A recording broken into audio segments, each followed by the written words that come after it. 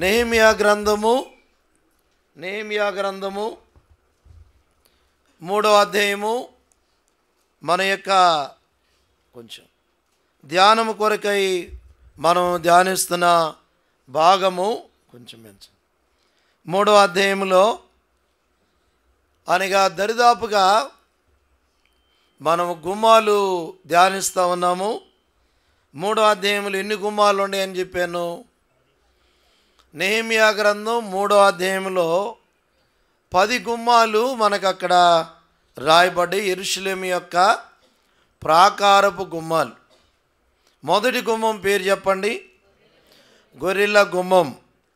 ఆ గుమ్మానికి అనగా మనం ఒక పేరు పెట్టాం, రక్షణ ద్వారము అని పెట్టాం. రెండో గుమ్మము మత్స్యపు గుమ్మము. ఎన్నో వచనం? 3వ వచనం. మొదటి వచనంలో గొర్రెల గుమ్మం. అనగా రెండో గుమ్మానికి మనం ఒక పేరు పెట్టాం, అనగా ఆత్మల సంపాదన గుమ్మం అనేది. తర్వాత దేవుని వాక్యంలో 3వ గుమ్మము పాత గుమ్మం అనేది కూడా ధ్యానించాం.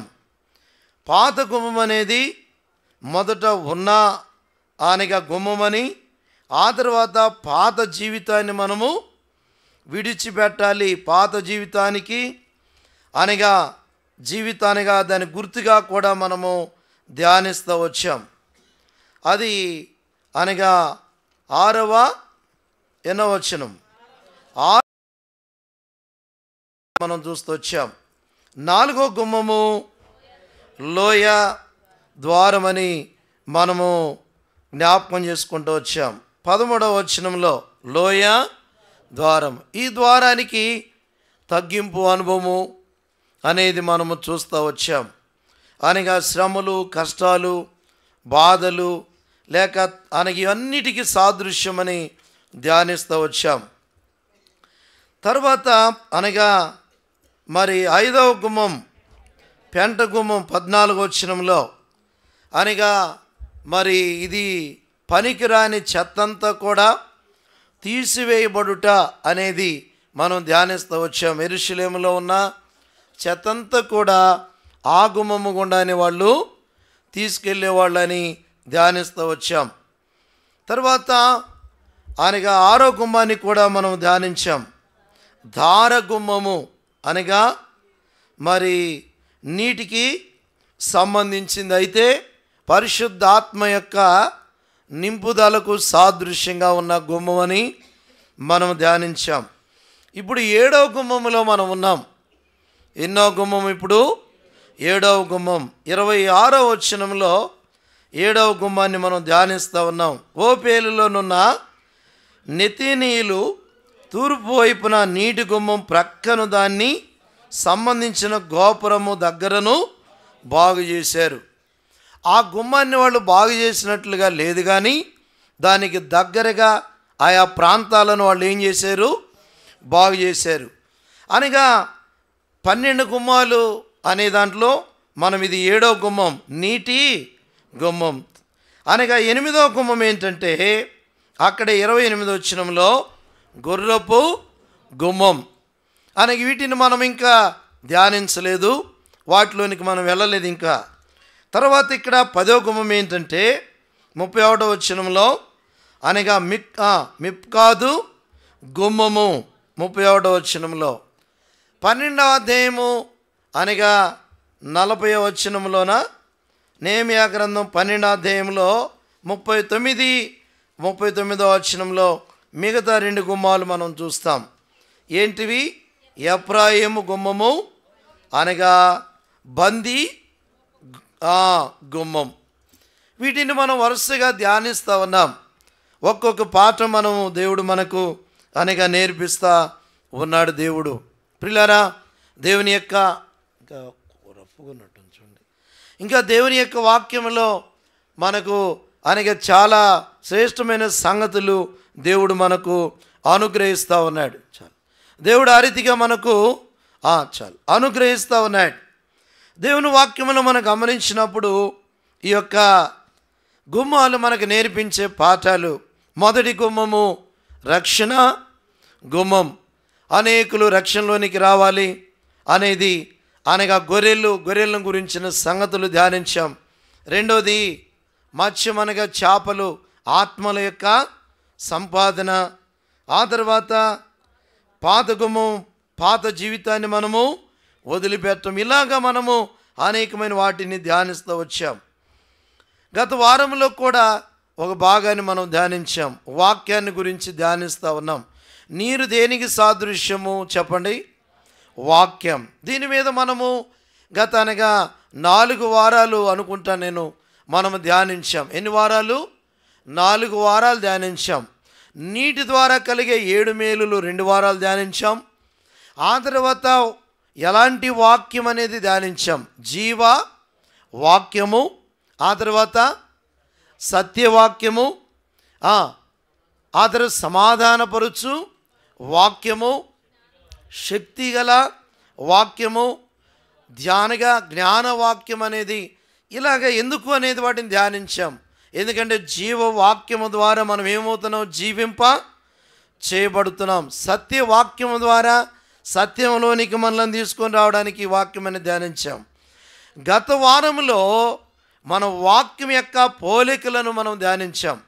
ఏం పోలికలు అనగా ఖడ్గమునకు పోల్చబడింది, దీపానికి పోల్చబడింది, పాలకు పోల్చబడింది, నీటికి పోల్చబడింది, తేనెకు పోల్చబడింది. ఇవన్నీ 5 అర్థాలు కూడా అనగా ధ్యానిస్తూ వచ్చాం. ఖడ్గం అనగా మనలో చెడుగును, మనలో ఉన్న పనికిరాని దాన్ని అనగా ఏం చేస్తుంది? అనగా కోసివేసేదిగా ఉంది. ఆత్మ ఖడ్గము, దేవుని యొక్క వాక్యమే ఆ ఖడ్గం. ఎఫెసీ 6:16 వచనాల్లో చూసాం. అనగా పనికిరాని వాటన్నిటిని తీసివేసేది. రెండవది ఏంటి? దీపం అనగా ఆరిపోయిన జీవితాలను వెలిగించేది దైవ వాక్యం అనేది మనం చూసాం. బైబిల్ ఒక ఆయన ఆరిపోయిన ఆయన చూసాం. ఎవరు? దావీదు. నా దీపమును వెలిగించు వాడవు నీవే అన్నాడు. అనగా వెలిగించే వాక్యం ఇది. మూడవది పాలు. అనగా పాలు దేని చూపిస్తున్నాయి అక్కడంటే? ఎదుగుదలకు సాదృశ్యం. దేవుని వాక్యం ఒక విశ్వాసికి చాలా అవసరం. ఇది చాలా ప్రాముఖ్యమైన అనగా భాగం ఇది. ఆ పాలు తాగకపోతే మనం అనగా ఎదగలేం. బిడ్డ పాలు తాగితే ఎలా ఎదుగుతాడో అలా మనము కూడా దైవ వాక్యాన్ని కలిగి ఉన్నప్పుడు ఏమవుతాము? ఎదుగుతాం. లేకపోతే నువ్వు అనగా బిర్యానీ తిను, లేకుంటే నువ్వు అనగా ఇంకా రకరకాల భోజనాలు చేయి, ఎదగలేవు. ఆత్మీయంగా అనగా చిన్న పిల్లల్లాగానే ఉంటాం మనం. ఆత్మీయంగా ఎదిగిన స్థాయిలోకి రావాలి. ప్రభు అనగా రాబోతున్నాడు. మనం ఆత్మీయంగా ఎదగాలంటే ఈ వాక్యం అనే పాలను మనం ఏం చేయాలా? దినదినము త్రాగుతానే ఉండాలి. నేను ఆల్ నైట్ ప్రేయర్కి దాదాపు 50 మంది వచ్చారు. ఎంతమంది వచ్చినారు? 50 మంది దాకా వచ్చినారు. వారిలో మనం ఉన్నామా? అది ప్రశ్న, అంతే కదా? వారిలో మనం ఉన్నామా అనేది కూడా ప్రశ్నే. అనగా ఒక మెను అనేది నీ జీవితానికి అవసరం. ఏంటి చెప్పండి? మెను అనేది నీకు ఒక అవసరం. మెను అంటే ఏంది? మనం ఒక విధానాన్ని మనం సెట్ చేసుకోవాలా. ఇప్పుడు ఉదాహరణకు బోనిగా రోజు ఒకవేళ మన జీవితంలో రోజు ఇడ్లీ పెట్టారనుకోండి సిస్టర్స్, రోజు ఇడ్లీ పెడితే ఏమంటావు చెప్పు? రోజు ఇడ్లీనా అంటావు. ఒకరోజు ఇడ్లీ చెప్పండి, ఒకరోజు దోశ, ఒకరోజు ఉప్మా. బ్రదర్ ఇవన్నీ చెబుతున్నారు, మేము ఒకటే చేసుకుంటా అంటారా? ఈ మెను అనేది ఎలా చేస్తామంటే అలా చేస్తాం. రోజు పప్పే చేస్తే బాగుంటుందా? పప్పు ఒకరోజు బీరకాయ, ఒకరోజు పొట్లకాయ, ఒకరోజు లేదంటే ఒకరోజు సొరకాయ, ఒకరోజు అనగా బెండకాయ, ఒకరోజు దొండకాయ, ఏదో ఒకటి అనగా రోజు మారిచి అలాగ తిన్నప్పుడు నీ ఆత్మీయ జీవితానికి కూడా ఒక మెను అనేది అవసరం. అంటే అనగా దేవుని వాక్యాన్ని నువ్వు వినడానికి మనల్ని మనం కూడా ఏం చేసుకోవాలి? సద్వినియోగము చేసుకోవాలి. కనుక ఆత్మీయంగా మనం ఎదగాలంటే దేవుని వాక్యానికి మనం సమీపంగా ఉండాలి. దేవుని వాక్యానికి సమీపంగా మనం కూడా ఒక అభ్యాసం చేసుకోవాలా. దైవ సన్నిధికి రావాలి మనం. ప్రభువా ఇదిగో ఈ రీతిగా నేను కూడా మీ సన్నిధిని పాటిస్తా, ఇదిగో ఆన్లైన్ ప్రేయర్ నేను కూడా కలిగి ఉంటా, సంఘ ప్రార్థన నేను కూడా కలిగి ఉంటా, బైబిల్ స్టడీ నేను కూడా కలిగి ఉంటా. ఇవన్నీ కూడా వారములో ఇది ఒక మెను. దీనిలో ఎన్ని కోడికల్లో మనం ఉన్నాం అనేది మన ఆత్మీయ జీవితంలో చాలా అవసరం. ఇప్పుడు ఆ తర్వాత అవన్నీ కూడా ధ్యానించాం. వెలుగు, పాలు, నానగా నీరు. ఎందుకండి? నీరేం చేస్తా చెప్పండి? వస్త్రాలను శుభ్రంగా చేస్తుంది. అలాగనే వాక్యమైన నీటితో నీ అనగా ఆత్మీయ జీవితాన్ని ఏం చేయాలి? కడగబడాలి. ఈ రీతిగా మనం ధ్యానిస్తూ వచ్చాం. ఈరోజు మరొక కోణంలో వాక్యము ద్వారా మనకు కలిగే మేలులు అనగా నీటి ద్వారా మేలులు ధ్యానించాం. వాక్యం ఎలాంటిదో చూసాం. వాక్య పోలికలు మనం ధ్యానించాం. ఖడ్గము, దీపము, పాలు, నీరు, తేనె అనగా వీటన్నిటిని మనం ధ్యానిస్తూ వచ్చాం. ఇప్పుడు వాక్యము ద్వారా మనకు కలిగే మేలేంటి అనేది అనగా మరి దేవుని వాక్యంలో మరొక భాగాన్ని మనం తెలిసినవి జ్ఞాపకం చేసుకొని మనం ముందుకు వెళ్దాం. వాక్యము ద్వారా కలిగే మేలులు అనగా ఆశీర్వాదాలు ఒక 5 మనం చూద్దాం. రండి, దేవుని వాక్యంలో కీర్తనలు 119, 119వ కీర్తన 9లో వాక్యము మనలను పవిత్రపరుచును. రండి, అక్కడ మాట చూడండి. కీర్తనలు 119వ కీర్తన 9వ వచనం. యవనస్తులు దేని చేత తమ నడవడిని శుద్ధిపరుచుకొందురు? నీ వాక్యమును బట్టి చాలు. వాక్యము ద్వారా ఏమవుతుంది? నడవడి. చెప్పాలా? అనగా శుద్ధి. వాక్యము ద్వారా మన యొక్క నడవడి ఏమవుతుందంటే పవిత్రపరచబడే వారిగా మనం ఉంటున్నాం. నడవడి జాగ్రత్తగా వినండి. ఏంటంట? ఏమి శుద్ధి? ఇంకొంచెం పెడితే బాగుంటుంది ఫ్రెండ్. అనగా వాక్యము మనలను పవిత్రపరిచేదిగా ఉంది. ఎందుకు అంటే జాగ్రత్తగా గమనించండి. మన నడవడి ఎలా ఉందంటే సరైందిగా లేదు. మన నడవడి సరైందిగా లేదు. యెషయా గ్రంథం 66వ అధ్యాయము 3వ వచనం. యెషయా గ్రంథం 66వ అధ్యాయంలో వారు తనకి ఇష్టమైనట్లుగా నడిచిరి. చూడండి, 66:3 చివరిలో వారు తమకు ఇష్టమైనట్లుగా త్రోవలను ఏర్పరుచుకొనిరి. త్రోవలు ఏర్పరచుకున్నారు. అంతేకాదు వారు ఇష్టం వచ్చినట్లుగా నడుస్తూ వచ్చారు. త్రోవలు ఏర్పాటు చేసుకున్న వాళ్ళు అనేక వాళ్ళు ఇష్టం వచ్చినట్లుగా నడవడం. రోమిలికి రాసిన పత్రిక 3వ అధ్యాయంలో కూడా ఉంటుంది కదా. చూడండి, అనగా 3వ అధ్యాయం 16వ వచనంలో వారి మార్గములో నాశనమును కష్టమును వారి మార్గములో. ఆ నడవడి అనగా ఇష్టమైన నడవడి. అయితే రండి, దేవుని వాక్యములో బిలామును గురించి ఒక మాట చూస్తే నీ నడత. రండి, సంఖ్యాకాండంలో ఒక మాట ఉంది కదా. నీ నడత ఏమైందంట? విపరీతమైనది. సంఖ్యాకాండం 20 రండి, 23వ అధ్యాయం 32వ వచనం చదువుదాం. 22, 33, 32, 33వ వచనం. 22వ అధ్యాయము 32వ వచనం. యెహోవా దూత ఈ ముమ్మారు నీ గాడిదను అనగా నీవేళ కొడితివి. ఇదిగో, ఇక్కడ జాగ్రత్త గమనించండి. ఇదిగో అంటే చూపిస్తున్నాడు. జాగ్రత్తగా అన్నాడు. ఇదిగో అన్నాడంటే అర్థం ఏంటంటే నిదానించి చూడని అర్థం. ఎక్కడైనా ఇదిగో అనే మాట వచ్చిందంటే నిదానించి చూడాలా, కొంచెం ఆగాలని అర్థం. అంటే అక్కడ ఏం జరిగింది, ఏం సందర్భం, అసలు ఏమవుతుంది, నిదానించి చూడ. ఇదిగో ఈ మనుష్యుడు ఎక్కడ అనగా యోహాను సువార్త 19వ అధ్యాయం 3, 4 వచనాల్లో ఇదిగో ఈ మనుష్యుడు. ఆ మనుష్యుడు ఎవరు? పరిశుద్ధుడు, పాపము లేనివాడు, నీతిమంతుడు అనగా యోగ్యుడు. అనగా అలాంటి మనిషిని అనగా సిలువేశారు. ఇప్పుడు ఇక్కడ ఇదిగో అనే మాట మనం గమనించినప్పుడు ఏమి రాయబడింది అక్కడ? ఇదిగో నా ఎదుట నీ నడత పరిశుద్ధంగా లేదు, పవిత్రంగా లేదు, యథార్థంగా లేదు, విపరీతమైపోయింది. ఇప్పుడు అనగా గమనించు, విపరీతమైపోయినప్పుడు, అపరిశుద్ధత వచ్చినప్పుడు, పాపం వచ్చినప్పుడు, లోకమనలోకి వచ్చినప్పుడు, శరీరం మనలోకి వచ్చినప్పుడు మన నడక ఏమైపోయింది? ఇప్పుడు అపవిత్రమైపోయింది. అందుకే కీర్తన 119:9 ఏముంది? అనగా యవనస్తులు దేని చేత తమ నడతను శుద్ధి, అనగా నడతలో చెడిపోయిన పరిస్థితులు, ఇష్టానుసారంగా నడిచిన పరిస్థితులు, ఇష్టానుసారంగా జీవించిన పరిస్థితులు.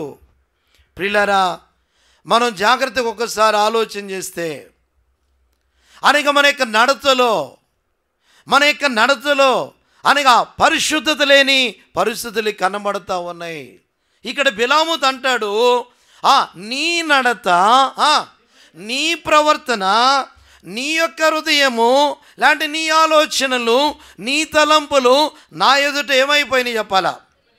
మరి దేవుని ఎదుటి నిలబడేటప్పటికి ఎలా ఉంటాం మనం? మరి అనగా దేవుని ఎదుటికి మనం వెళ్ళేటప్పటికి అనగా ఇష్టానుసారంగా మనం ప్రవర్తిస్తూ, ఇష్టానుసారంగా మనం జీవిస్తూ, అనగా బలలో మనం పాలు పొందుతూ, ఒకవేళ దేవుని దగ్గరికి వెళ్ళినప్పుడు ఒకవేళ దేవుడు ఒకవేళ మనల్ని గురించి ఒకవేళ అంటప్పుడు మనం చాలా తలదించుకోవాల్సి వస్తుంది. అదేదో ఇప్పుడే మన యొక్క నడతను ఏం చేయాలి చెప్పండి? సరి చేసుకోవాలా. ఇది ఆత్మీయంగా. అందుకనే దేవుడు నీకు నాకు వాక్యం ఈ మాట ఒకరు బిలాము కదా బైబిల్లో, ఆ బిలామును గురించే కదా నేను అనుకుంటే మనం పొరపాటులో ఉన్నట్టే. ఆ బిలాములు ఎవరో కాదు, ఆ బిలాములు మనమే. అనగా నేను ఒక బిలాము కావచ్చు, నీకు నువ్వు కూడా బిలాము కావచ్చు. ఎక్కడైనా జారిపోయిన పరిస్థితి లేదా? ఎక్కడైనా మనం తొలగిపోయిన పరిస్థితి లేదా? పిల్లారా, అందుకనే దేవుని వాక్యంలో మనం సరి చేసుకోవడం చాలా ప్రాముఖ్యమైనది. ఇప్పుడు ఆ మాట అంటాడు, నా ఎదుట విపరీతమైనది కనుక. ఎట్టయిపోయిందండి చెప్పండి? విపరీతమైన నడక, విపరీతమైన ప్రవర్తన, విపరీతమైన మాటలు. కొన్నిసార్లు మాటలు స్టార్ట్ చేస్తే కొంతమంది ఎట్లా ఉంటాం చెప్పండి? మామూలుగా ఎవరు బస్సులు ఉంటాయి, ఏంటి నాన్ స్టాపులు లేకుంటే కొన్నిసార్లు అంటే అనవసరమైనవి, పనికిరానివి. అందుకని మనం ఏం చేసుకోవాలంటే ఈ వాక్యము ద్వారా మనలను మనము పవిత్రపరుచుకోవాలా, నూతనపరుచుకోవాలా. మన యొక్క నడక, మన యొక్క పాదములు అనగా ఇది ఏం చూపిస్తుందంటే, ఇంకో మాట నేను జ్ఞాపకం చేస్తా, మన యాత్రా జీవితానికి సాదృశ్యమైంది నడక. అవునే కదా? నడిచేది దేనికి సాదృశ్యం? యాత్ర. ఈ యాత్రలో అని ఎన్నిసార్లు ఒకవేళ కానీ విధానాల్లో నడిచి, బైబిల్లో చాలా ఉన్నాయి, మనకు సమయం సరిపోదు. కానీ నడక అని కూడా ఉంది. కానీ నడక. మరి ఎన్నిసార్లు అలాగా ఒకవేళ జీవించామో దేవుని దగ్గరికి వచ్చినప్పుడు, నిజమే ప్రభా, కానీ విధానాల్లో ప్రవర్తించాను, కానీ మాటలు మాట్లాడాను, కానీ ఇప్పుడు మోషేను గురించి ఒక్క మాట ఉంది బైబిల్, మనందరికీ తెలుసు. ఏం మాట చెప్పండి? ఒకసారి ఒప్పుకోళ్ళు చెప్పా, కానీ అనేది అవి చెప్పా. కానీ మాట 106వ కీర్తన చూడండి, ఆయన ఏం మాట్లాడాడండి? కానీ మాట చూడండి, ఒక్క మాట. 106వ కీర్తన వచ్చిన చెప్పాలి మీరు త్వరగా. మీకు బైబిల్ తెలియాలంటే మీరు చెప్పాలా? 106వ కీర్తన 39, 33 ఆ ఒక్క మాటే. ఎట్లనగా వారు పెదవులతో. చూసారా ఏం మాట అంట? ఏం మాట ఆయన పలికింది చెప్పండి? ఆయన పలికిన మాట ఏంది బైబిల్లో? ద్రోహులారాయనే. ఆ మాటకే ఆయన మరి ఇదిగా కనాను దేశానికి వెళ్ళలేకపోయాడు. ఎవరు?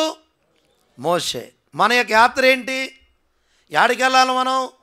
పరలోకానికి వెళ్ళాలంటే మనలో కానివి ఏముండయో ఏం చేయాలా? తొలగించుకోవాలా, వాటిని శుద్ధి చేసుకోవాలా, వాటిని మనము కడిగి వేసుకోవాలి సంపూర్ణంగా. పిల్లారా, అలాగే బిలాము దగ్గర మనం చూస్తూ ఉన్నాం, నా ఎదుట నీ యొక్క నడక విపరీతం, మామూలుగా కూడా కాదు, విపరీతం. కొన్నిసార్లు అనగా 2 వీలర్లో పోతూ ఉంటారు బళ్ళ మీద. చాలామంది మేము బళ్ళ మీద పోతాం. ఒకవేళ కొంతమంది దగ్గరకు వచ్చి ఏం పెడతారు? స్పీడ్గా వెళ్ళిపోతుంటారు. ఇదేంద్ర ఇటు పోయేటట్టు ఉండడు అనుకుంటాం మనం. ఈ స్పీడు దేనికి? ఒక ఆయన ఒక మాట చెప్పాడు, 60లో పోతేనేమో నేను వెళ్ళే మార్గం నా యేసుకే తెలుసు అన్నాడంట. 80లో పోతే అనగా 80లో పోతే ఉన్న పాటున వచ్చుచున్నానని పాట పాడాలంట. 100లో పోతే జ్ఞాపకార్థ కోడిక అన్నాడంట ఒక ఆయన. అంటే ఎక్కువైపోతే స్పీడ్ ఏమైపోతుంది, ఇంకా ఎన్ని ప్రమాదములు. అందుకని మన జీవితాల్లో అందుకే మనం సరి చేసుకోవడము చాలా ప్రాముఖ్యమైనది. అందుకే మత్తయి సువార్త 5:8 ఏముంది? మత్తయి సువార్త 5:8 ఏముంది చెప్పాలా? ఆ వాక్యం మనకు తెలిసి ఉండాలా. హృదయ శుద్ధి గలవారు ఎవరు చూస్తారు చెప్పండి దేవుణ్ణి? రక్షించబడిన వాళ్ళందరూ అనే ప్రమాదంలో ఉండొద్దు. రక్షించబడడం ఒక మెట్టు, శుద్ధి అనేది మరొక మెట్టు. రక్షించబడినాం అని శుద్ధి లేకపోతే, పవిత్రత లేకపోతే దేవుని చూస్తావా? రక్షించబడితేవి లోకమంతా మనలో ఉండే, రక్షించబడితేవి పాపమంతా మనలో ఉండే. అలాగే ఎలా దేవుని చూడగలం మనం? హృదయ శుద్ధి గలవారు ధన్యులు వారు. ఎవరు హృదయం అయితే శుద్ధి అయిద్దో. అందుకని వాక్యం 119వ కీర్తన 9వ వచనంలో ఏముంది చెప్పండి? యవనస్తులు దేని చేత తమ నడవడి వాక్యమును బట్టి. ఈ రోజున మనలను పరిశుద్ధపరుచుకోవాలా. వాక్యం దగ్గరికి వచ్చినప్పుడు, వాక్యం మనతో మాట్లాడుతున్నప్పుడు మనమే ఏం చేసుకోవాలా? ఒక ఆయన వాక్యం చెప్పాను కదా, ఒకసారి చెప్పాను. యోహాను సువార్త 3:16 ఏముంది? వాక్యం ఉందా లేదా? 3:16 ఏముంది చెప్పండి త్వరగా. ఏంది ఇటు చూస్తారో? వాక్యము మీరు అందుకని ప్రతి రెఫరెన్స్ కూడా అట్ట ఉండాలి. 3:16 దేవుడు లోకముని ఎంతో కాగా ఆయన తన కుమారునిగా పుట్టిన వాని యందు ప్రతివాడును ఇలా అనగా నోటేట్ చేసుకోవాలి కొద్దిగా. ఈ వాక్యం మీద 3 రోజులు చెప్తున్నాడు ఒక పాస్టర్ గారు. వాక్యం చెప్తున్నప్పుడు ఒక ఆయన ఏదో నామకార్థమైన ఒక వ్యక్తి అనుకుందాం, నాది మామూలే. వాక్యం చెప్తుంటే ఆ వాక్యము 3 రోజులు అయితే ఏంది చెప్పండి? యోహాను సువార్త 3:16, యోహాను సువార్త 3:16. చివరి రోజు ఆయన లేచి వచ్చాడంటే ఇక పులిపెడి దగ్గరికి, పాస్టర్ గారు ఇక నేను తట్టుకోలేకపోతున్నా. ఎందుకో 3 రోజుల నుండి నేను చూస్తున్నా, 3 రోజుల నుండి నువ్వు చెప్పేది నేను చూస్తున్నా. ఏం చెప్తున్నావు? యోహాను సువార్త 3:16, యోహాను సువార్త 3:16. అంటే ఇక బైబిల్లో నీకేమి రెఫరెన్సులు అధ్యాయాలు లేవా అని అన్నాడంట. నిలబడి వచ్చి, నేను ఇక తట్టుకోలేకపోతున్నా, నాకు 3 భార్యలు. యోహాను అంటే నేను, 3 అంటే 3 భార్యలు, 16 అంటే 16 మంది పిల్లలు. యోహాను 3:16. యోహాను అంటే ఎవరు? నేనే. 3 అంటే ఎవరు? 3 భార్యలు. 16 అంటే ఎవరు? 16 మంది పిల్లలు. వాక్యం దగ్గరకు వచ్చినప్పుడు సరి చేసుకోవద్దు చెప్పు. లేచి వచ్చి పాస్టర్ని అడగటం ఏంటి? నీ బతుకునే మార్చుకోకపోతేవి. నీతో దేవుడు మాట్లాడినప్పుడు, వాక్యం నీ దగ్గరకు వచ్చినప్పుడు పాస్టర్ గారు కాదు, ఇక్కడ నిలబడే ఇంకొక విశ్వాసి కాదు, ఎవరు చెప్పినా మన జీవితాలు నేనైనా మనమని ఏం చేయాలా? అంతే మన పని. సరి చేసుకోకపోతే మనం దైవరాజ్యములు అడుగు పెట్టలేం. అందుకనే మొదటి వాక్యం మనల్ని ఏం చేస్తుందంటే చెప్పండి, పవిత్ర. ఆ తర్వాత ఆయన ఏం చెప్పాడో మొత్తానికి సరి చేసుకున్నాడో ఏమో కానీ దేవుడు కార్యం చేసి ఉండవచ్చు. ప్రియులారా, వాక్యం మన దగ్గరకు వచ్చినప్పుడు దానిని మనం నిరాకరించకూడదు. రెండోది, వాక్యాన్ని శ్రద్ధగా మనం వినాలా. దేవా నిజమే, నా హృదయంలో శుద్ధి లేదు, నా హృదయంలో అపవిత్రత, నా హృదయం అనేక ఘోరమైంది. ఇర్మియా 17:9 హృదయం అన్నిటికంటే అది ఘోరమైన. ఇప్పుడు రండి 2 కొరింథీ 7:1 ఆత్మకు అనగా ఏమైందో చూడండి. ఒక్క మాట మనకు తెలిసిన మాట అది. 2 కొరింథీ 7:1 ప్రియులారా, మనకి వాగ్దానములు ఉన్నవి. దేవుని భయముతో పరిశుద్ధతను సంపూర్తి చేసుకొనొచ్చు, శరీరమునకును ఆత్మకును కలిగిన సమస్త కల్మషం నుండి మనము పవిత్రులుగా చేసుకుందాం. ఆత్మకును శరీరానికి కలిగిన సమస్త కల్మషం, దాని నుండి ఏం చేయాలి? మనము పవిత్రపరుచుకోవాలా. అసలు ఎట్టంటింది దీనికి ఆత్మకు అనేది జాగ్రత్త మీరు గమనించండి. ఈ ఆత్మకు అంటడానికి 5 కారణాలు ఉన్నాయి పైన. జాగ్రత్తగా చూడండి. 5 కారణాల్లో కానీ వెళ్ళిపోతే ఆత్మకి ఏమంటిద్ది? 14వ వచనం 15 అక్కడ ఉన్నాయి.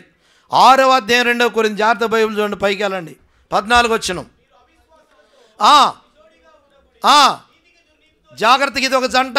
నీతి జాగ్రత్త గుర్తుపెట్టుకోండి. నీతి దుర్నీతి ఒక జంట, వెలుగు చీకటి ఒక జంట, క్రీస్తు బెలియాలు ఒక జంట, అవిశ్వాసి విశ్వాసి ఒక జంట, దేవుని ఆలయమునకు విగ్రహములు ఏం పొందిగా ఈ జంటలు గమనించు. నువ్వు అనగా దుర్నీతితో ఉంటే, చీకటితో పొత్తు నీకుంటే, అవిశ్వాసతో పొత్తు నీకుంటే, బెలియాలతో పొత్తు నీకుంటే, నీకు అనగా కల్మషం రాక ఏం పవిత్రత వచ్చిద్దా? ఇప్పుడు చెప్పండి, ఏమవుతుంది? కల్మషం నీలోనికి రాకపోతే పవిత్రమైన జీవితం ఎలా వస్తుంది? అందుకే 7:1 రాయబడింది, ఆత్మకు కలిగిన అది. ఈ రోజున ఆలోచన చేయాలి మనం. అనగా నీతికి దుర్నీతికి ఏమి సాంగత్యం? ఎక్కడ సాంగత్యం ఉందో, ఎక్కడ ఒకవేళ అనుభవం ఉందో, ప్రభా నిజమే నీతి మీరే. రెండోది ఎవరు? చీకటి, నీతి. ఆ తర్వాత వెలుగు ఆయనే. ఆ తర్వాత విశ్వాసిగా దేవుని బిడ్డ. ఆ తర్వాత అనగా క్రీస్తుకు బెలియాలకుతో ఏమి? బెలియాలంటే సాతాను. ఈ రోజున తెలియకుండానే ప్రభు రాకడ సమీపంగా ఉంది కనుక సరి చేసుకోవాలి. వాక్యం ద్వారా మొదటి మేలు. సమయం చాలదు. ఏం చేస్తుంది? శుద్ధి.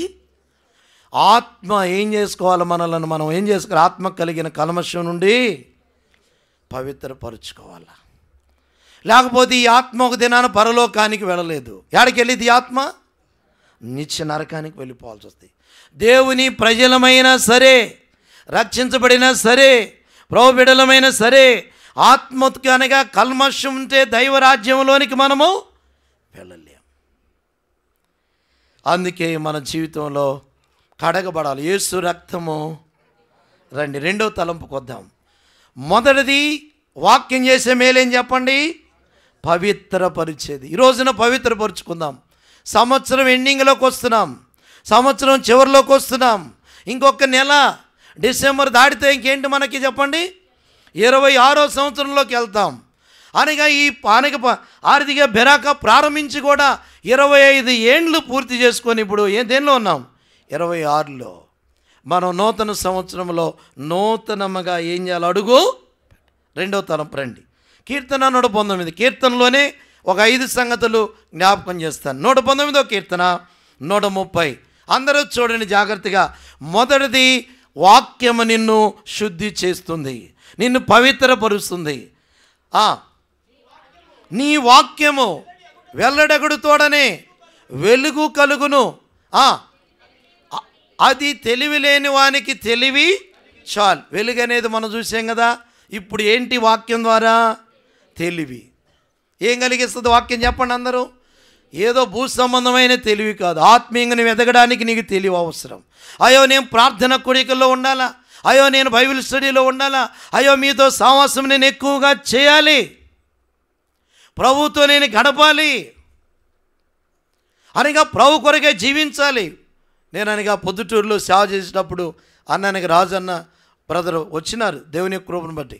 ఆ పరిచర్యలో అనేక సువార్తల్లో అలా స్టార్ట్ చేస్తే నెమ్మదిగా అనగా చెప్పడం ఆరంభించి దేవుడు ఈ రోజున ఆయన దేవుని వాక్యం చెప్పేదానికి దేవుడు ఆ రీతిగా కృప చూపించాడు. అలా ఎదుగుతూ వచ్చాడు. ఆయన ఎక్కడెక్కడో సువార్తలకి ఎన్నో ప్రాంతాలకి అనగా వెళ్తూ ఉన్నారంట వాళ్ళు. రేపు గోవాకు కూడా వెళ్తారంట. చూడండి ఆ రీతిగా దేవుని వాక్యము అనగా దేవుని వాక్యం ఎదగడం. వాళ్ళు ఎంతో కలిసి మాతో ఆత్మీయంగా ఎదుగుతూ వచ్చినారు. అనగా విడవలేక ఎంతో దూరమైన అనగా ఈరోజు అనగా అక్కడ వాళ్ళ బంధువులు బాగలేకపోతే వచ్చి నేను ఉదయాన్నే పరిగెత్తుకుంటూ వచ్చాడు ఆయన. వాళ్ళ అనగా వదిన గారా ఆ బాగలేకపోయినా ఆడ చూసి వెంటనే వచ్చి నిన్నంతా మాతో ఉండి మళ్ళీ వచ్చి ఆదివారం వచ్చినారు కుటుంబం. వాళ్ళు మళ్ళీ అక్కడ పొద్దుటూరు. అనగా దేవుని సన్నిధిలో మనం ఎదగాలి. ఆ బీజం మనలో పడినప్పుడు ఆ క్రమక్రమముగా వాక్యములో ప్రార్థనలో మనం ఎదుగుతూ రావాలా. దేవుడు తగిన సమయంలో మనల్ని కూడా ఏం చేస్తాడు? వాడుకుంటాడంతే. దేవుడు మనము దీనులమై మనము అనగా విధేయులమైతే దేవుడు క్రమముగా మా మామయ్య ఉన్నాడు, నేను చెప్పాను కదా, ఆయన రక్షణ లేదు. నేను బొల్లారాన్ని ట్రాన్స్ఫర్ వచ్చినప్పుడు పొద్దుటూరు నుంచి ఆయన రక్షణ లేకుండా కూడా నేనంటే అంత ప్రేమ. ఆ వచ్చిన రోజు నేను అన్నాను, మామయ్య నువ్వు రక్షించబడాలా, నువ్వు ఇంకా అలాగనే ఉన్నావని తెల్ల బైబిల్ ఇచ్చా, ఈ బైబిల్లా కావాలి నువ్వన్నా. ఆ బైబిలే మాట్లాడింది, ఆ బైబిల్ అనేక మాట్లాడి ఆయన రక్షించబడి ఇప్పుడు వాక్యం చెబుతున్నాడు అద్దంకిలో. మార్పు చెందిన అనుభవాలు మనలో ఒక ఆత్మీయంగా కొంతమంది మనం వాక్యం చెప్తేనే ఎదిగినామా, కొంతమంది పాటలు పాడితేనే ఎదిగినాం కాదు. ఆత్మీయ ఎదుగుదలలోనికి వస్తూ మనం ఉన్నప్పుడు దేవుడు సాయం చేస్తాడంతే. నీ క్రియలు, నీ ఆత్మీయ ఎదిగిన దానికి ఒక క్రియలు మనలో కనబడాలా. రెండవది ఏంటంట? తెలివి. రెండవది ఏంటంట? తెలివి. ప్రియులారా, ఇది రావాలంటే దేవుని వాక్యంలో ఒక మాట బైబిల్లో మనం చూద్దాం. దేవుని వాక్యంలో సామెతల గ్రంథం 2:3 త్వరగా చదువుదాం. సామెతలు 2:3. తెలివికై ఏం చేయాలి చెప్పండమ్మా? నాకెందుకన్నా ప్రార్థన, నాకున్న తెలివి, నాకున్న జ్ఞానము, నేను అసలు ఎంతమందినైనా ఏమైనా చేయగలను. ఆ తెలివి కాదు, దైవికమైన తెలివి. ప్రభా, నీలో ఎలా నేను ఎదగాలో, నీలో ఎలా నేను జీవించాలో కావాల్సిన జ్ఞానము నాకు దయచే. తెలివికై ఏం చేయాలంట? మొరపెట్టుకోవాలి.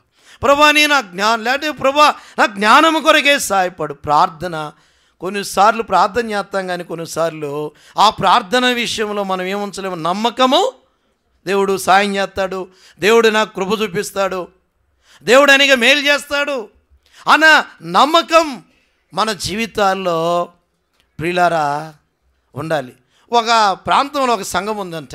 ఒక సంఘం ఉంటే ప్రార్థన అంటే ఒక మాట గుర్తుకొచ్చింది, మొన్ననే విన్నా. వాళ్ళందరూ అనగా సంఘంలో ప్రార్థన చేస్తూ ఉన్నారంట, దేవుని సన్నిధిలో బాగున్నారంట. ఉన్నట్టుండి మందిరం ఎదురుగా ఒక బారు షాప్ పడిందంట. ఏం షాపు? బారు షాప్ పడిందంట. బాగా ఇక అది అవుతుందంట. బాగా రకరకాల ఎట్లా చెప్పండి, ఇంక మందిరం ఎదురు అది ఉంటే ఏమన్నా ఎలా ఉంటుంది? అది కష్టమా కదా. ఉన్నప్పుడు వీళ్ళందరూ ప్రార్థన చేయడం మొదలు పెట్టారంట. ఎవరు? సంఘం అంతా. ప్రభా, ఈ షాప్ ఇక్కడ నుండి వాళ్ళ దగ్గరకు పోయి అంటే ఊరుకుంటారా? లోపల ప్రార్థన చేశారు మొత్తానికి ఒక 4 రోజులు. దేనికోసం?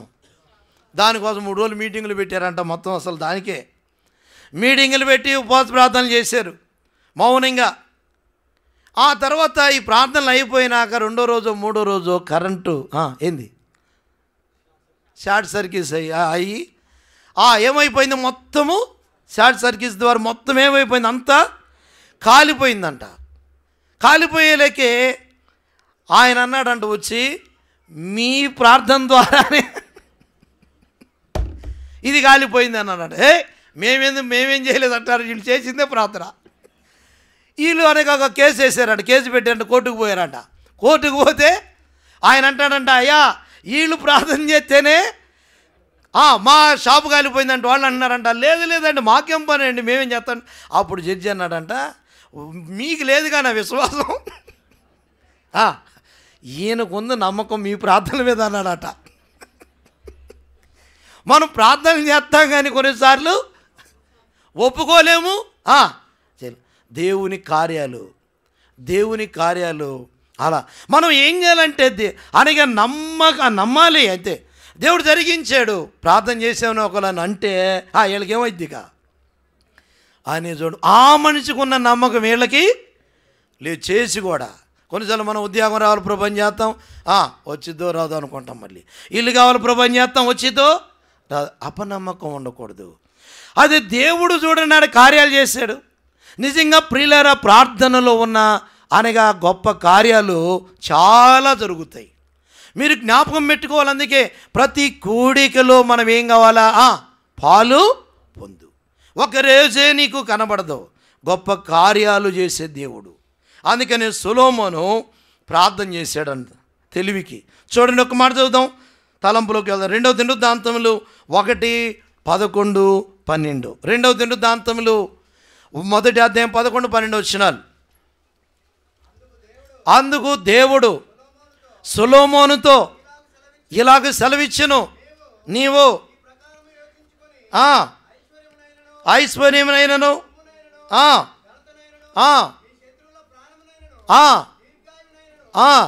అడగక నా జనులకు న్యాయము తీర్చుటకు ఏమడిగాడంట? తెలివిని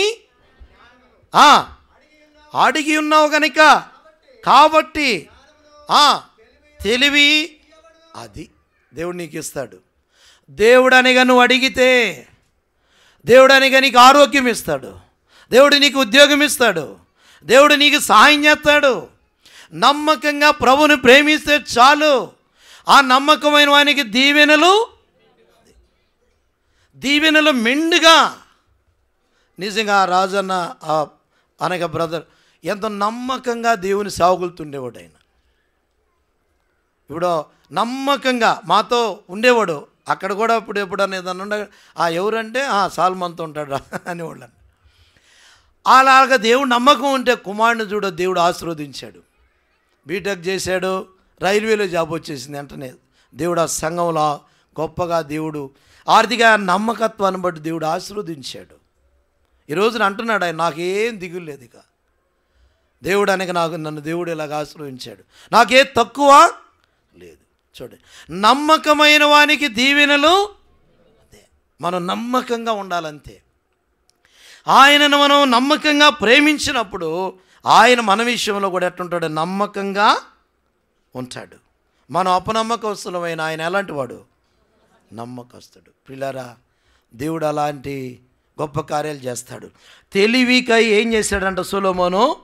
ప్రార్థన చేస్తే దానితో పాటు ఐశ్వర్యము, ఘనత, తెలివి, జ్ఞానము అన్నీ నేను నీకు. ఎంత మంచి దేవుడు. ఈరోజున ఏ విషయంలో దిగుల్లో ఉన్నావు, ఏ విషయంలో బాధలో ఉన్నావు, ఏ విషయంలో కలవరములో ఉన్నావో ప్రార్థన చెయ్యి. తెలివికై ఏం చేయాలంట? మొరపెట్టు. నువ్వు ఎక్కడో కాదు, స్థానిక దేవుని ఇంట్లో మొరపెట్టు. దేవుడు నీ కార్యాలను చూస్తావు. ఆత్మీయ జీవితంలో ఈ వాక్యం నీకు తెలివిని, ఎలా జీవించాలో, ఎలా నడవాలో నీకు అనుగ్రహిస్తుంది. ఈ అనుభవాన్ని దేవుడు తన వాక్యం ద్వారానే కీర్తన 19లో మనం చూసాం.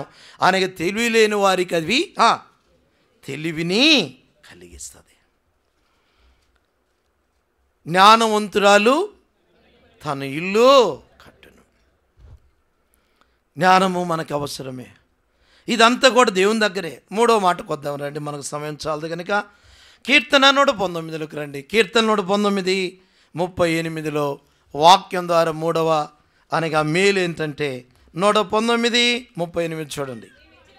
నీవిచ్చిన వాక్యము మనుషులలో, వాక్యం ద్వారా అని మేలు ఏంటి చెప్పండి? భయాన్ని కలిగిస్తుంది. కొన్నిసార్లు మన ద్వారా ఇతరులకు భయం కలుగుతుంది, కానీ వాక్యం విన్నప్పుడు ఏం కలగాల మనకు? భయం. ఈనాడు ఎందుకు మన జీవితాల్లో ఆత్మీయంగా ఎదగలేకపోతున్నామంటే కూడా వాక్యానికి ఏం లేదు, మనకి భయం లేదు. వాక్యం భయాన్ని కలిగించేటప్పటికి ఆ వాక్యానికి భయపడి అలాగే నా జీవితాన్ని నేను సరి చేసుకోవాలనేది ప్రాముఖ్యమైంది. నేను ఒక మాట చెబుతాను. ఆ దైవ భయము నిన్ను ఎలాంటి స్థితిలోకి తెస్తుందంటే కీర్తనలు 64:9 చూడండి. ఒక్క వచనం, 64వ కీర్తన 9వ వచనం. జాగ్రత్తగా వినండి. 64:9. ఏంది నాయనా? 64:9. ఒక్కళ్ళు మనుషులందరూ ఈ మాట అండి. నిన్న ధ్యానిస్తున్నప్పుడు దేవుడు ఈ మాట నాతో మాట్లాడుతూ వచ్చాడు. మనుషులందరూ భయము కలిగి దేవుని కార్యములను ఎప్పుడు తెలియజేస్తారు? దేవుని కార్యాలు ఇందాకన్న ఆరాధనలో కూడా చెప్పాడు. ఆయన గురించి సాక్ష్యం ఇవ్వడం, లేదంటే ఆయన పరిశుద్ధుడని, ఆయన నీతిమంతుడని, లేదంటే ఆయన ఇలాంటి వాడని మనం చెప్పడానికి ఎప్పుడు మనం చెప్పగలమంటే దేవుని భయం ఏముండా లోపల. దేవుని భయము కలిగిన వారు ఏం చేస్తారంటే దేవుని కార్యములను, అది ఆయనను గురించి ప్రసిద్ధి చేస్తాం, ఆయనను గురించి బయలుపరుస్తాం మనం కొన్నిసార్లు. కాబట్టి ఆయన కార్యాలను గురించి మనం బయలుపరుస్తాం. దేవుని భయాన్ని కలిగిస్తుంది వాక్యం. గడగడ అనగా వణికి అనుభవంలోనికి తీసుకొని వస్తుంది వాక్యం. కానీ అలా కొన్నిసార్లు ఉండలేకపోతున్నాం. 66:2 ఉంది యెషయాలో, ఎవడు దీనుడై విరిగి నలిగిన హృదయం గలవాడై నా మాట విని వణుకుచుండునో వానినే నేను దృష్టించాను. మనలో భయము ఈ వాక్యం మన దగ్గరకు వచ్చినప్పుడు అనగా భయాన్ని కలిగి మనము ముందుకు సాగాల. దేవుని వాక్యంలో దైవ భయము కలిగించే కొన్ని మేలులు ఏంటంటే అదే కాకుండా అపోస్తలుల గారు 9:31 దేవుని భయం ఎక్కడ ఉంటుందో అక్కడ చూడండి. దైవ కార్యాలు వివరించడమే కాదు నువ్వు. అపోస్తలుల గారు 9:31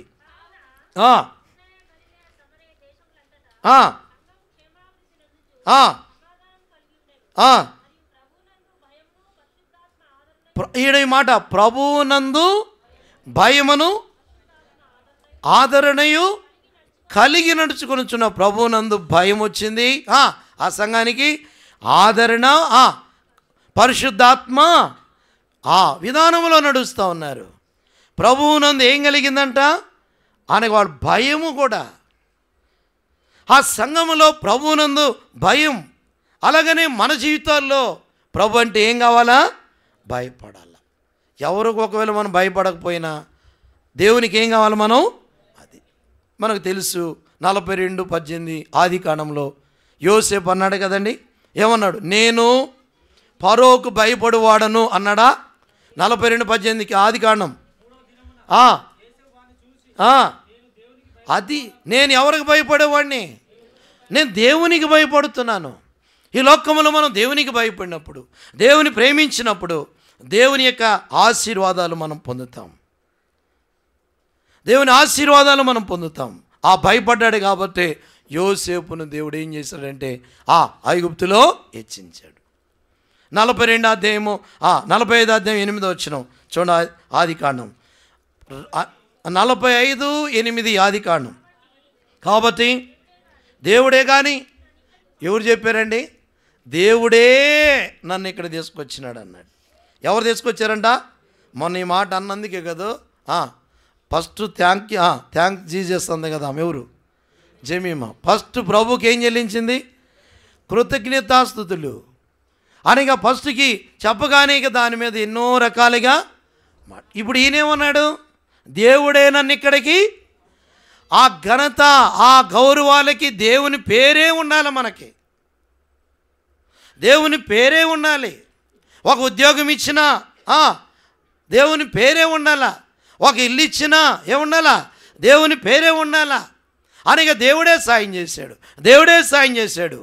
లేకపోతే చాలా ప్రమాదం. నెబుకద్నెజరు నేనే కట్టానని అనగానే ఏమైందంటే ఆయన అడవిలోకి వెళ్ళి ఏం చేశాడు? గడ్డి. అబ్బో చాలా. అనగా నేనే అనేది ఎక్కడ కనబడకూడదు అనేది. అనగా ఆయనే. మనలో ఎవరు కనబడాలా? ఆయనే కనబడాలా, ఆయనే. అందుకని దేవుడే నన్ను ఇక్కడికి పంపించాడు. అందుకని దేవుని భయముతో మనం జీవించాలి. వాక్యం ఏం కలిగిస్తుందంట మనకి? భయాన్ని. ఎలా జీవించాలి, ఎలా వెళ్ళాలో నెహెమ్యా గ్రంథం 5:15 రండి. నెహెమ్యా అంటాడు, దేవుని భయాన్ని బట్టి నేను అక్కడ అనేకమైన పనులు చేయలేదంటాడు. నెహెమ్యా గ్రంథం 5:15.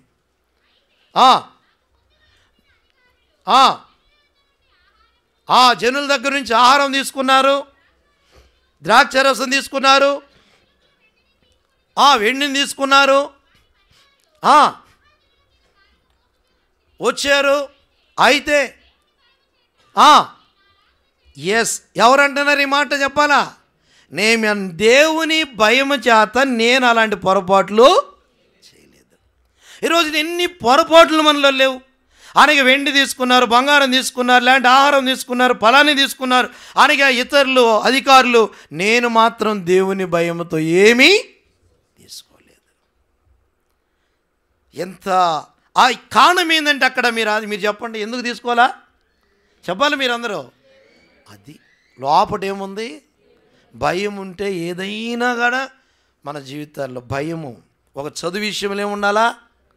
భయం ఉండాలి. అయ్యో నేను చదువుకోవాలా, అయ్యో నేను ఇలా ఉండాలా, లాంటి ఇంకొక దానిలో అనగా ఫలానా పనిలో నేను ఇలా ఉండాలా, నేను ఎలా ఉండాలా. ఒక భయం అనేది మన జీవితాలు ఉన్నప్పుడు మనం సెటరేట్ అవుతాం. ఆత్మీయంగా కూడా మనం ఏమవుతాం? ఎదుగుతాం. ఎంత వాక్యం చెప్పు, నేను వచ్చేది 11 గంటలకే అని అంటే భయం ఉందా? ఎన్నోసార్లు అన్న వాక్యం చెప్పుడు ఆరంభం అప్పుడేమో ఆరంభ వర్తమానంలో ఏముంటాం, కొంచెం అక్కడక్కడ పలసగా ఉంటాం. నీ ఆత్మీయ జీవితంలో భయం ఏది? అయ్యో 10 కల్లా నేను ఎక్కడుండాలా? థంబ్ పెడితే బాగుండే మనం కూడా. ఉద్యోగస్తులకి ఏం పెడతారు? థంబ్ పెడతారు. 8:30 కల్లా లోపలికి రాకపోతే నువ్వు థంబ్ పెట్టి కూడా వేస్టే. ఈడ పెడితే ఎంతమంది పోతామో, థంబ్ పెడితే ఎంతమంది ఒకలా రాలిపోతామో. నేను భారంతో చెప్పేది, ఎందుకంటే మన పరలోక రాజ్యము చారాల. అందుకే సాధ్యమైనంత వరకు కూడా 10 అంటే 10 కల్లా ఏం కావాలి చెప్పండి? సాధ్యం. దేవుని సన్నిధానంలోకి రావాలా? ఆరాధన వర్తమానం బాగొట్టుకుంటాం, పాటలు బాగొట్టుకుంటాం. మనం ఇవన్నిటిని మనం బాగొట్టుకోకూడదు. అందుకని దేవుని వాక్యంలో పిల్లారా అనగా నేమి అంటాడు, దేవుని భయంతో నేను అలాంటి పొరపాట్లు చేయలేదు. అందుకే దేవుడు ఆయన్ని హెచ్చించాడు, దేవుడు ఆయన ఆశీర్వదించాడు. పిల్లలు మనందరము కూడా అలా 4వ మాటకు వద్దాం రండి. వాక్యం ద్వారా 4వ ఆశీర్వాదం. మొదటి ఆశీర్వాదం ఏంటి? పవిత్ర పరుచును వాక్యం. రెండవది తెలివి కలిగిస్తుంది వాక్యం. మూడవది భయాన్ని కలిగిస్తుంది. కలిగించినప్పుడు భయం కలిగి జీవించాలి. 4వది కీర్తన 119. ఇక్కడే 2 ఉంటాయి, ఆ 2ని తీసుకుందాం. బ్రతికించున్నది 119:50. చూడండి, నీ వాక్యము నన్ను బ్రతికించున్నది. చాలు, ఇక్కడ ఆగుదాం. 4వది ఏంటి చెప్పండి? వాక్యం ద్వారా నువ్వనగా బ్రతకాలన్న ఆయనేనండి. ఆయన లేకుండా నువ్వు ఎన్ని ఆక్సిజన్లు పెట్టు, హాస్పిటల్కి పోయి బతుకుతాం మనం. ఎన్ని పెట్టినా కానీ ఆయన సెలవు లేకపోతే మనం లేవు. వాక్యం ఎవరు? దేవుడు. ఆయన ద్వారానే మనం ఏమవుతాము? బ్రతకాలి. ఇంతవరకు కూడా బ్రతికామంటే ఎవరు కృప? ఆయన కృపే, ఆయన దయే, ఆయన కృపే. ఎంతోమంది బైబిల్ చెప్పిన భక్తులు ఉన్నారు అలాగా. అయ్యా పౌలు అంటాడు, దేవుని కృపే, ప్రయాసపడింది నేను కాదు, నాకు తోడయ్యున్న దేవుని. మన జీవిత యాత్ర అంతటికి ఆయన కృపే, ఆయన కృపే. 4వది ఏంటంటే బ్రతికిస్తుంది. ఏం చేస్తుంది చెప్పండి? బ్రతికిస్తుంది. ఈరోజున ఆత్మీయంగా ఎలా ఉన్నాం మనం? ఒక ఆలోచన మనం చేసుకుంటే ఆయనకి ఆత్మీయంగా ఎలా ఉన్నాం చూస్తే బ్రతికించబడాల. ప్రకటన గ్రంథం 3:1 ఒక మాట ఉంది. త్వరగా రండి. ప్రకటన 3:1 జీవించుచున్నావన్నా, ఎస్ సంఘమే కదా అది. అనగా జీవించుచున్నావన్నా పేరుంది కానీ నీవు మరి ఎలాగా? ప్రభు రాబోతున్నాడు. ఇప్పుడు ఎలాగ మనం, ఒకవేళ మనం ఆత్మ మృతమైపోయింది, ఆత్మ ఒకవేళ చనిపోయింది, ఏం చేయాలి ఇప్పుడు? మత్తయి సువార్త 9వ అధ్యాయం. ఏం చేయాలి మనము? రండి, 24 వచనం. మత్తయి సువార్త 9:24. అందరూ చూడండి ఈ మాట అందరూ చూడండి. 9:24. స్థలమీయుడి